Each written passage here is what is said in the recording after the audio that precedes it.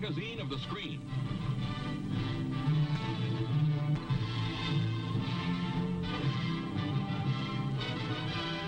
One of a series of educational records of our time.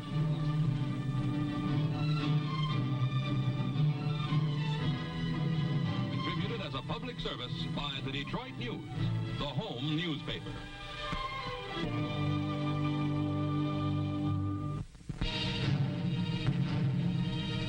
On the sandy wastes at Yucca Flat, Nevada, a new series of atomic explosions are set off. Tanks are among the obsolete pieces of Army equipment being tested in the exercises called Operation TEAPOT. More than 9,000 servicemen have been assembled at the proving grounds, ready to take their places in forward trenches. In the grim new age of warfare, today's fighting men must be taught survival on an atomic battlefield. While the troops take cover, the Army's giant new 100-inch camera is pointed toward the blast tower. Men tensely eye the control booth as the seconds tick off.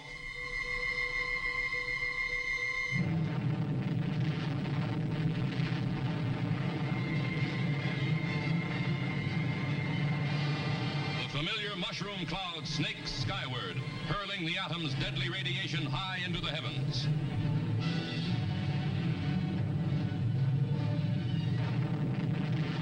And shock waves roll over. Radioactive fallout is almost as dangerous as the blast itself.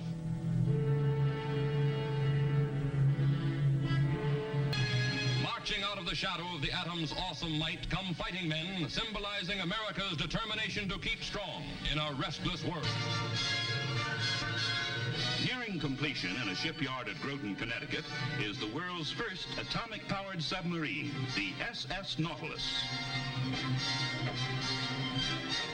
Surrounded by scaffolding, the vessel has been under construction for more than a year.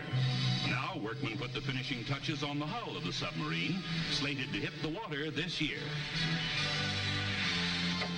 An undersea giant built to circle the globe without refueling, the SS Nautilus launches a new era in the history of subsurface vessels.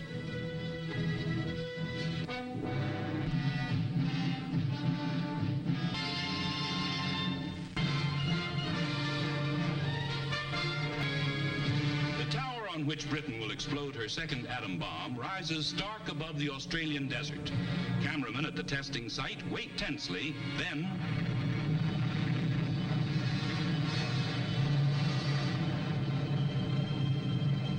photographed from 13 miles away, the familiar atomic mushroom pours its deadly cloud of radioactive vapor toward the sky. Scientists term the test a complete success, another milestone in the atomic age.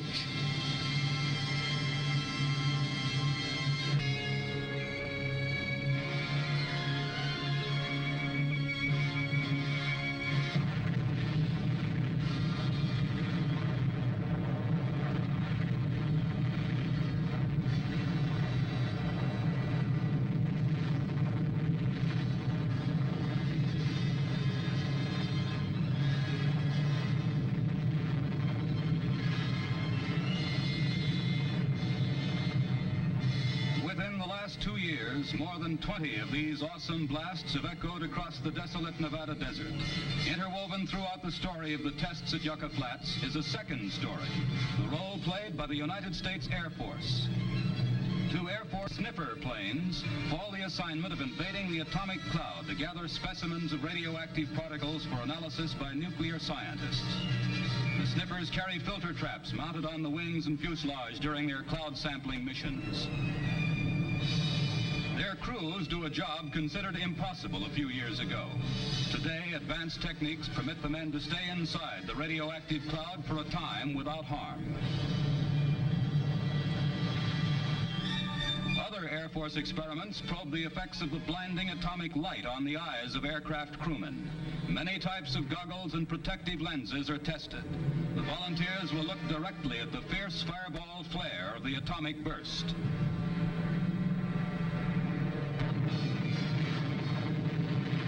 Quickly, the men turn to instruments which record the effects of the searing flash.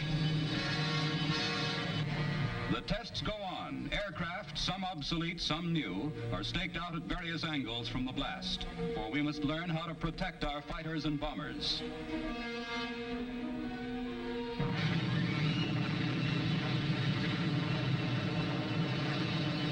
Special cameras in slow motion record each fraction of a second as the aircraft disintegrate under the shattering impact of this powerful force for destruction.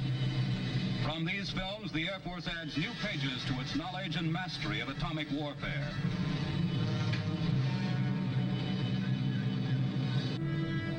Now, at a closely guarded airstrip, the most dangerous mission of all is about to begin. A B-50 waits to be loaded. For security reasons, the screen must be partially blacked out as an atom bomb is raised into position under the eyes of the supervising engineer.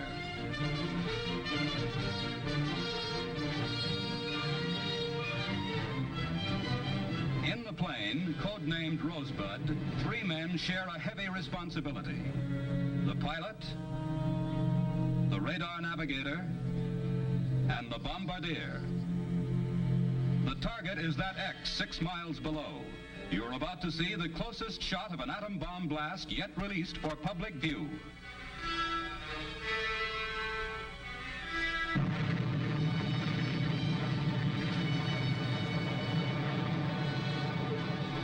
This is the story of America's ever-expanding atomic weapons program. This, within security limits, is the role played by the Air Force.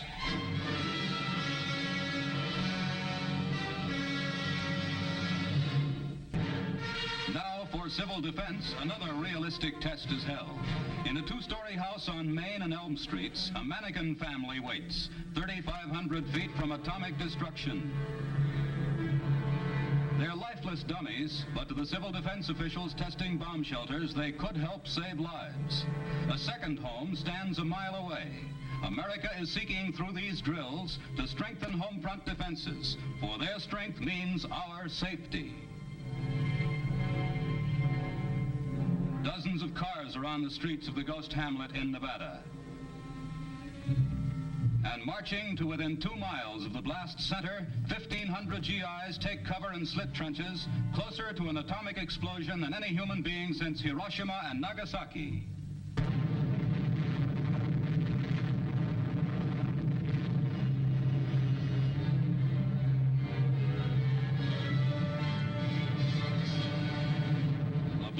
Blinding flash silhouettes observers 7 miles away. Then its ugly mushroom cloud swirls skyward.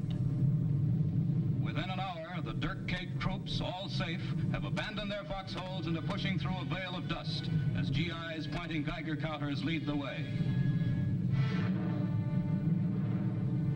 The closest house is leveled by the blast, equal to 15,000 tons of TNT, but small as A-bombs go. The second building, 7,500 feet from the explosion, still stands. Although protected by every device known to atomic scientists, troops are unable to penetrate to the blast center for many hours because of the deadly radioactive contamination shrouding the area. Val Peterson, Civil Defense Director, warns us to prepare, for this could be your house and your window.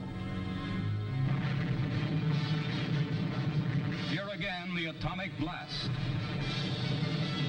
3,500 feet away, a split second later,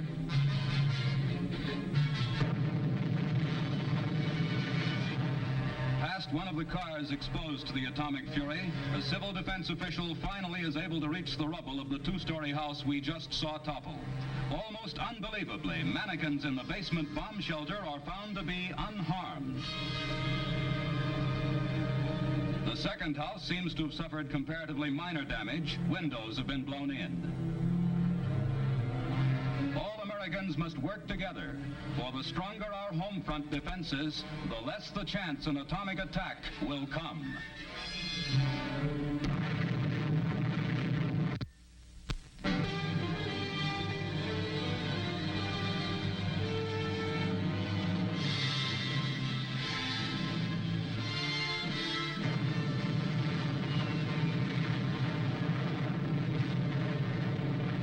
This is atomic energy.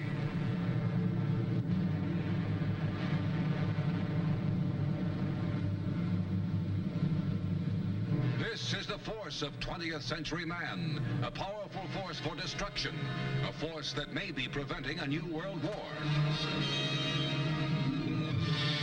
This, too, is atomic energy, harnessed by American scientific genius to benefit all mankind through dramatic new discoveries in industry and agriculture, biology and medicine. 10,000 scientists and engineers are at work to prove that atomic energy does not mean only the atomic bomb. The master-slave manipulator at the Argonne National Laboratory, for example, makes possible important industrial research. Behind glass and concrete walls 3 feet thick, the operator is protected as he removes from its lead-shielded cask a container with a dangerously radioactive metal inside. The manipulator imitates the human hands in grasping, lifting, moving, and turning objects. Here the container is placed below a saw. A switch is thrown, and the saw bites into the metal. Intently now, the scientist watches the end of the container drop off. Next, the slave hands remove the tube and carefully shake out the radioactive metal for testing. The manipulator grasps the hot material and, directed by the scientist, places it under a hardness tester. A dial records the intensity of pressure. A microscope attachment enables study for industrial purposes of the effects of radioactivity on the hardness of metals. Strictest security safeguards America's atomic secrets. Every person working on a nuclear research project is intensively screened by the Atomic Energy Commission's protective force. And in the rugged areas where even the versatile Jeep cannot travel, mounted patrols ring atomic energy sites. At Los Alamos, amidst the wild, picturesque mountains of New Mexico, horses are of great value. The mounted patrolmen, through the use of radio, are regularly in contact with Protective Force headquarters in Los Alamos. Should a call for help be received, reinforcements could be dispatched by land or air in a matter of seconds. Day and night they ride, alert against spies and saboteurs. Giant anti-aircraft guns protect the Hanford, Washington atomic energy plant. Manned by carefully trained GIs, they guard against attack from the skies. At Hanford, biologists study the effects of radioactivity on fish, since Columbia River water is pumped through the plant. To safeguard Washington's flourishing fish industry, 25,000 trout and salmon are hatched each year and exposed to water contaminated with radioactivity. This is only one example of precautions that go on endlessly. In this case, there is not enough radioactivity to harm the fish or persons eating them. Hanford biologists are conducting similar experiments on sheep, feeding them pellets with radioactive ingredients. The paths of these substances are traced through the sheep's body. These experiments could be of tremendous importance to biologists and doctors, increasing their understanding of the processes of human life. In the field of agriculture, an isotope hothouse has been built at the Argonne Laboratory. Radioactive forms of plants are grown and examined under controlled safety conditions. Here a study is made of radioactive drugs which have been taken from the harvested plants. These drugs, which must be handled with gloves under a protective hood, undergo special analysis to determine how they can be most effectively employed by doctors in medical research.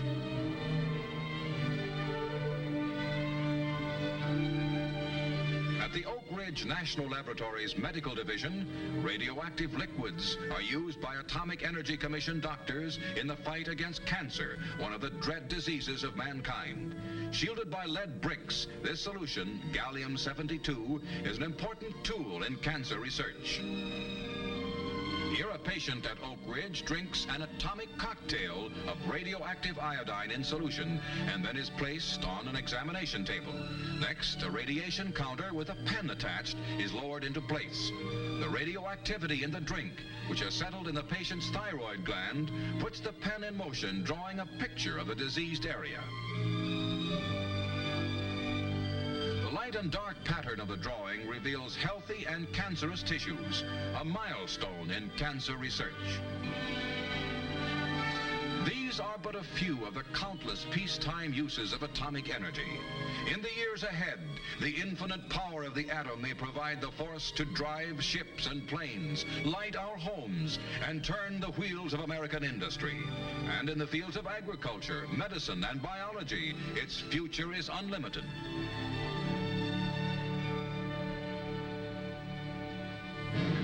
With the atomic bomb, American scientists unlocked the devastating might of the atom. Today, they are engaged in the task of releasing atomic energy slowly, gradually, in ways of lasting benefit to a world at peace in the atomic age.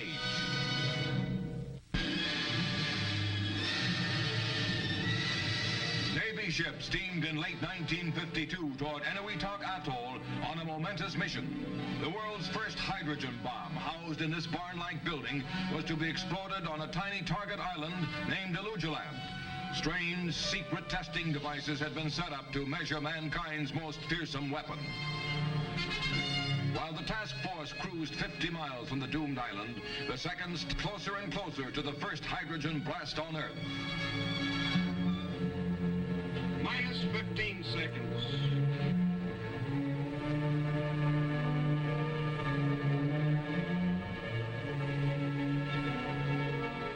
Minus 10 seconds. 9, 8, 7, 6, 5, 4, 3, 2, 1, 10.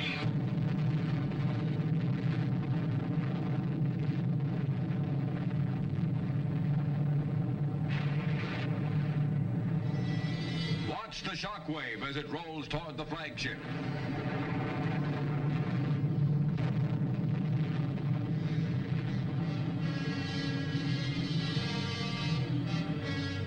The fixed and boiling cloud surges to a height of 40,000 feet 2 minutes after zero. 10 minutes later, it has snaked skyward 10 miles. Observers fly toward the target center. The islands surrounding Alujaland have been swept almost clean by the fireball flare, which enveloped an area 3 miles wide in the twinkling of an eye. Alujaland is gone. Nothing there but a deep crater and water.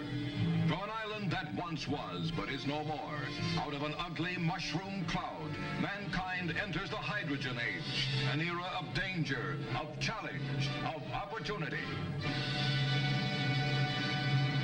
Survival Town Atom Test measured a model village in the Nevada desert against the awesome power of nuclear energy. Buildings of various materials went up. $1 million worth of equipment was installed, including lifelike mannequins, and tons of food to measure the contamination caused by radiation. The big dolls were Survival Town's sole inhabitants.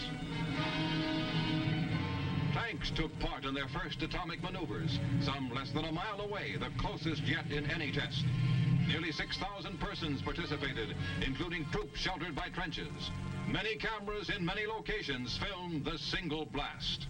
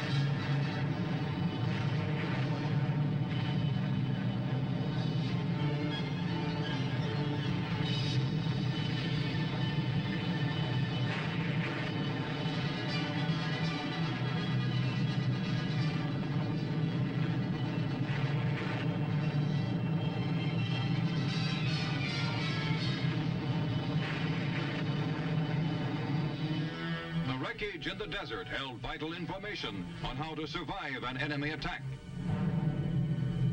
With Geiger counters to check the radiation, experts assessed the damage. An aluminum building was left a gaping wreck. Concrete or cinder blockhouses weathered the blast best. This one was less than a mile away. Survival Town's electric wires have become a twisted, tangled mass. Demonstrating the importance of civil defense preparedness, the elaborate exercises proved survival is possible, offering new hope to all who live in the shadow of the atomic age.